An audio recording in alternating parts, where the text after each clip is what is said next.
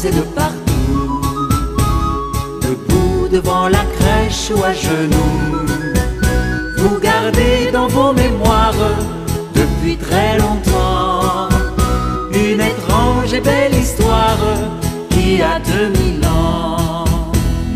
À l'entrée de l'histoire sommeille le gardien, un ange qui ne parle qu'avec des mots latins. Au-dessus de l'étable, il chante sur le toit, s'enroule d'une écharpe pour protéger sa foi. Sentons de la Provence et de partout, debout devant la crèche ou à genoux, vous gardez dans vos mémoires depuis très longtemps une étrange belle histoire qui a 2000 ans. Un barbu, le berger, porte sur l'épaule un agneau tout frisé qui voudrait marcher. Près de lui, les moutons, laine contre laine, sur ses pas tournent en rond comme des flocons.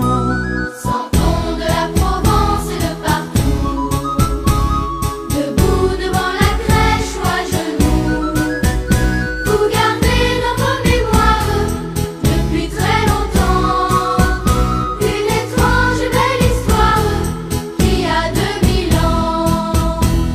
Les hommes et les femmes qui viennent voir l'enfant font une longue marche pour offrir leur présent. Brémouleurs et crémières, pêcheurs et tisserands, et même les rois mages se glissent dans le rang.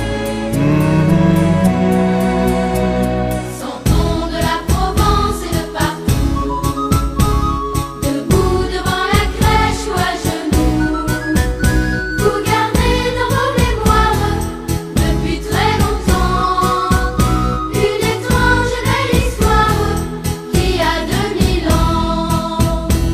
Près du bœuf allongé dort le petit âne sur la paille épuisée d'avoir trop soufflé. Et Joseph et Marie, le bonheur dans l'âme, veillent sur leur petit qui s'est endormi.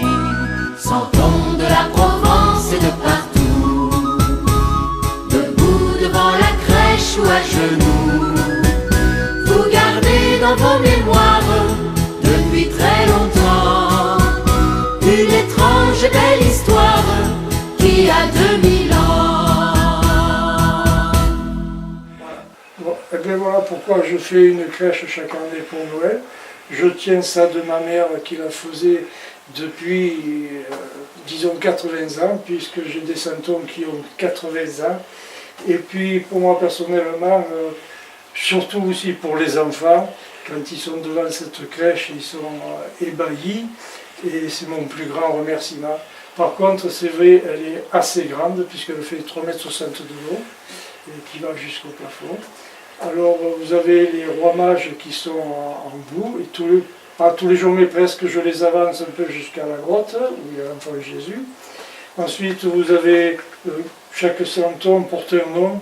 Vous avez Monsieur le maire, vous avez la porteuse de courge, vous avez l'homme et son âne, vous avez le maréchal Ferrand, vous avez la porteuse de pain, vous avez une autre porteuse de courge, vous avez le monsieur et son traîneau, vous avez la ravie et le ravi, vous avez les prieuses, les prieurs, vous avez beaucoup, chaque santon porte un nom.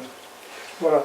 Ensuite, la fabrication de cette maquette, de cette crèche, elle est faite avec de la véritable mousse que je fais sécher avant. Pour la simple et bonne raison, c'est que dessous quand même vous avez une rampe électrique. Ensuite, les montagnes, c'est du papier rocher qu'on trouve dans tous les magasins, avec des cartons dessous. Voilà. Un arbre de Noël de chaque côté qui commence et qui termine la crèche. Et pour la faire, il nous faut exactement 26 heures. 26 heures. Ensuite, la neige, c'est de la farine. Les cascades, c'est du papier alu. Ensuite, les petites maisons comme ça, celle qui est derrière moi, c'est du carton plume. Ensuite, vous avez la grotte par elle-même avec Joseph, Marie, l'ange au fond et l'enfant Jésus qui sera mis le 25 décembre. Voilà ce que je peux vous dire là-dessus. Ça demande énormément de travail, mais pour les enfants, rien de plus joli quand ils trouvent leur cadeau au pied de cette crèche. Voilà.